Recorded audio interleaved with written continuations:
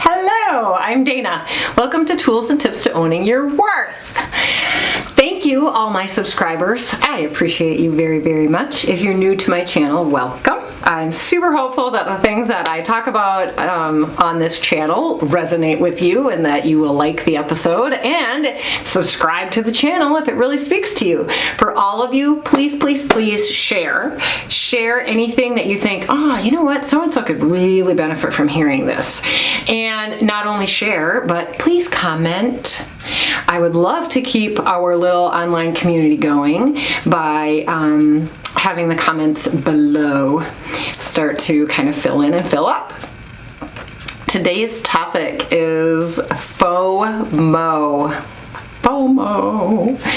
If you are over the age of 30, you probably don't know what that means, but you've done it. So FOMO is fear of missing out. And I really felt strongly that it would be important to talk about this because fear of missing out or having a bad case of FOMO can make you unhealthy. It can make you mentally, emotionally unhealthy, which can lead to physical depletion and unhealthiness as well. When I was in my college years, and high school, I had a horrific ongoing case of fear of missing out. And so I never slept, ever. In fact, I've been known to say you can sleep when you're dead. Like, that's how little I slept. This is not something I'm bragging about. No, no, no. I am here to tell you that I was constantly sick. And also had things like brain fog and all sorts of other undesirable effects. When people have this strong, intense desire to be involved in everything, or, obviously there's different cases of FOMO, it can really lead to you missing out on life, which is why I wanted to talk about it. All kidding aside, it's important to understand that our physical bodies and our mental bodies need downtime. Okay? Also, not everything is for everybody. Right? So I know people that do a million extracurricular things along with their full-time jobs, and they run their kids all over because their kids are in extracurricular things. There is no depth of relationship when we are constantly doing, because we don't give ourselves time to deepen the relationships. Because depth of relationship comes from spending time, quality time with people. Sitting for long periods of time and having a conversation. And listening to their answer. And not thinking in your head about the next thing that you're going to talk about, which is also a form of FOMO. But actually listening to what is being said to you.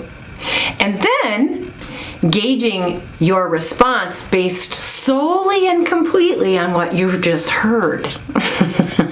Not on all these preconceived little blurbs you have in your head that you want to talk about.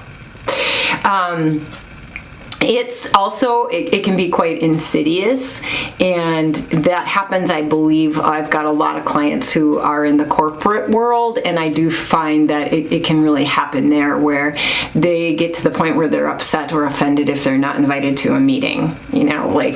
Having, meeting after meeting after meeting after meeting is not the way to go through life. But if you're attached to the outcome, if you're afraid you're going to miss something, I'm not going to hear something, I'm going to miss out on something, then you're the one that's always at all these meetings. That's not healthy, because again, we need to recharge. We need downtime. Our brains need times when they're not on, when they're not thinking, receiving stimuli, like put the phone away, have a cup of tea and a conversation, those types of things. If you're in college, stay in occasionally at night. Don't go out all the time.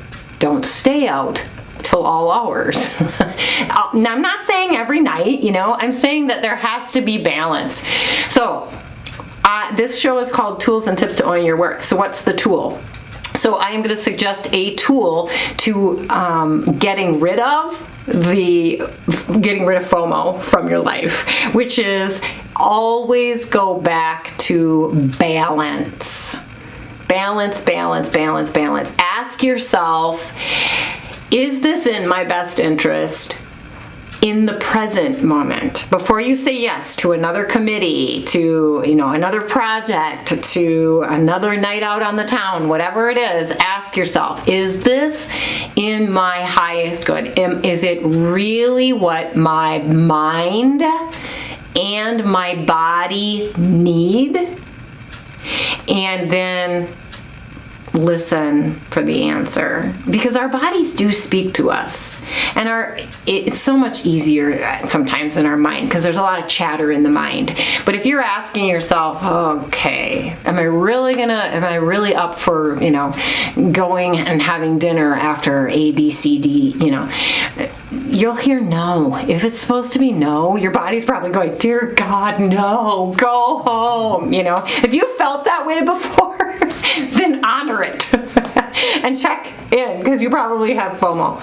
So again, the tool I would like to really, really, really present to you is, number one, understand that it's out there and that we all have experienced times in our lives when we didn't want to miss out. And number two, always go back to, am I in a state of balance here? Am I in a state of balance? Is this the best thing for my mind and body? And hopefully you can hear the answer that is best and then honor it, because that's the second tool, is you got to honor it. And that, my friends, is what I would like to talk to you about today. Thanks for stopping by, and until next time, namaste.